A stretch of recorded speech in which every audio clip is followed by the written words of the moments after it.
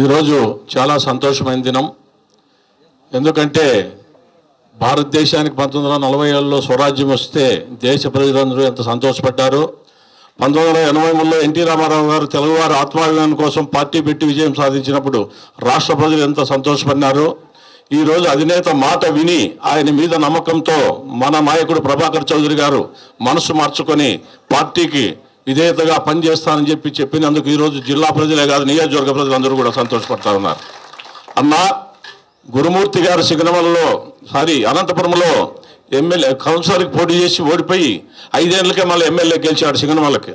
సైఫుల్లా గారు ఎమ్మెల్యే ఓడిపోయి రాజ్యసభ ఎంపీ అయ్యారు. దేవేగౌడ్ ఎంపీకి ఓడిపోయి ప్రధానమంత్రి అయ్యారు. దయచేసి మీరేం తొందరపడద్దండి. మీకు టికెట్ రాకపోయినా మీ శక్తి, మీ స్థాయి, మీ ధైర్యం మీకు తెలుసు. ప్రజలందరికీ మీరు ఖచ్చితంగా రాబోయే ఎన్నికల్లో కానీ రాబోయే కాలంలో కానీ రాజ్యసభ ఎమ్మెల్సీనో జెడ్పీ చైర్మన్ ఏదో అయ్యే తీరుతారు. ఖచ్చితంగా దాంట్లో అనుమానం లేదు. ఎవరు కూడా ధైర్యపడద్దండి. మనకు మొట్టమొదటి కావాల్సింది చంద్రబాబు నాయుడు గారు ముఖ్యమంత్రి కావాలా, తెలుగుదేశం పార్టీ అధికారంలోకి రావాలా. దగ్గుపాటి ప్రసాద్ కానీ అంబికా లక్ష్మారాయణ కానీ వాళ్ళు టికెట్లు తెచ్చుకోవడంలో తప్పులేదు. ఇచ్చేవాళ్ళతో ఆలోచన చేసి ఇవ్వాల్సిందే, జరిగిపోయింది కథ. మరి దానికి మనం అనుగుణంగా మన అధినాయకుడు మాట ఇచ్చినాడు కాబట్టి మనం అందరూ కష్టపడి పార్టీని గెలిపించాలా. భవిష్యత్తులో అందరికీ అవకాశాలు ఉంటాయి.